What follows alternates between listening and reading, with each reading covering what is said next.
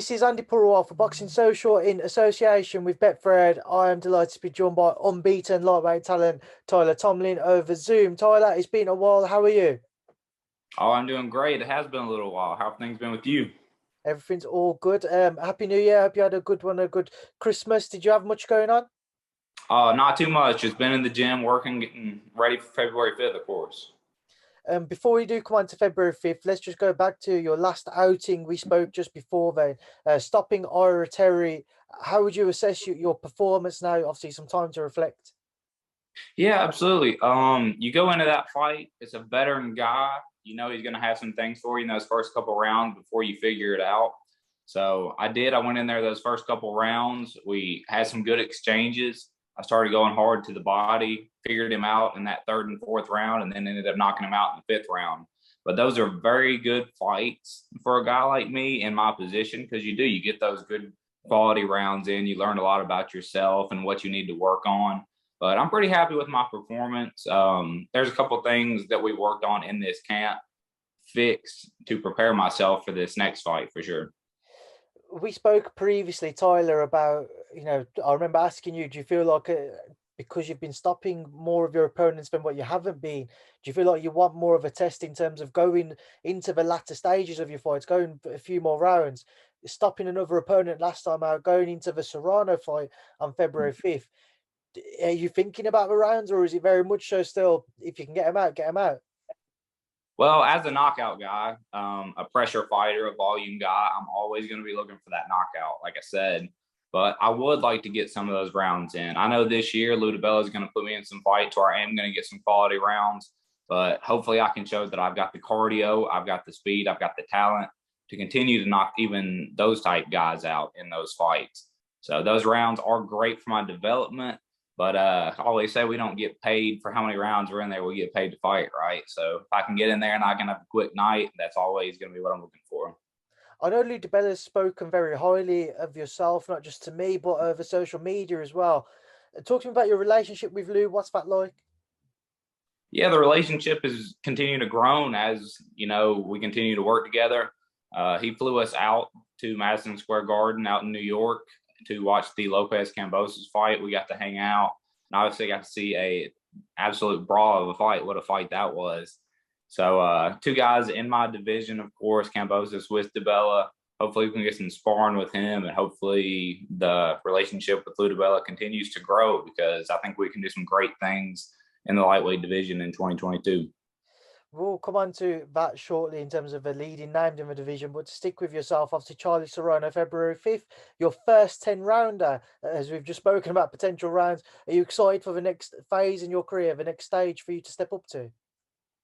Yes, for sure. We have always been ready for those rounds. We always really work on our cardio, really work on, like I said, that punching volume. But haven't been able to put it to test because I've been getting some of these guys out of there. So if Charlie Serrano can withstand all of that and I go 10 rounds, that would be great for me as a fighter just to see that, in live speed. Obviously, sparring, I get 10, 12 rounds in every time. I feel great in there. But actually getting under those lights, getting it in the smaller gloves in front of that crowd of mine, that would be great. What do you know about Charlie, Tyler? And what are you hoping you can show against him that you've been working on in camp and that he'll maybe bring out of you? Yeah, I'm really trying to work on my defense in this fight. I know he's got a decent jab. He's got a right hand that he kind of pulls and shows a little bit. So I'm hoping I can use those things, work on my defense, maybe set up some counter shots on Charlie. Show that I'm not just a pressure fighter. I've got other things in my arsenal, and hopefully Charlie can bring those out and I can show him on February 5th. You mentioned bringing him out, and we've spoken about stopping opponents during this interview. Going into the Charlie fight, it's early in the year, it's only February. Do you feel like you want to make a statement, though? Is it difficult to find that balance of making a statement but not getting ahead of yourself? Always, you can't take anybody lightly. You got to go in there in the right frame of mind in a fight.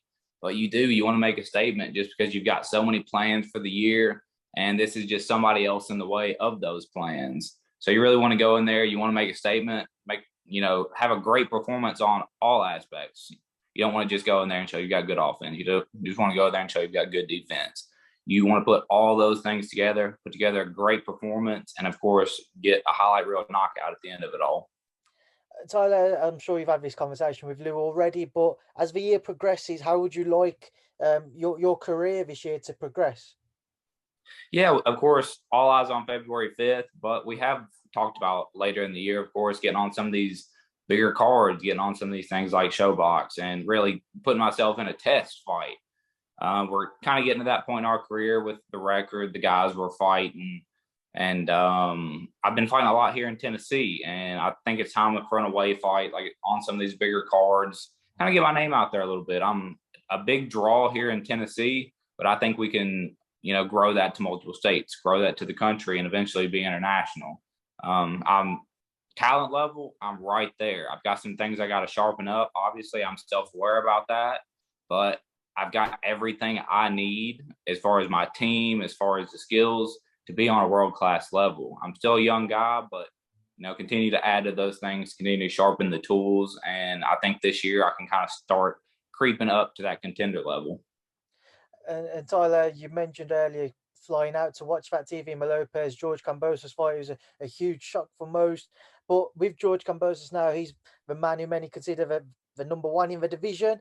Who would you like to see him face next? He said that on the back of his fight, he went to watch Devin Haney, he saw Tank, Loma fought the week after that. Who would you like to see George Kambosos fight next? Yes, George has done a great job of, getting in all these fights, seeing all of his possible opponents, really building the fights up, building the media up. Him and Lou have done a great job on that. I would personally love to see him fight Haney just because, he's the only other guy with the belt, like unify all that up, just so there's no questions about it. I personally think he's going to fight Lomachenko, which would be a great matchup. I don't have anything leading me to suspect that more than the other, but that's just kind of the feeling I get, my gut feeling. But if I had to pick one, I would get a young guy in Haney and let George unify everything, just I feel like that's the natural progression of it and how it should work. All right, Tyler, we'll leave it there now then. I'll leave you to enjoy the rest of your day. I appreciate your time and I'll hopefully speak to you again soon. Thank you for speaking to me and Boxing Social.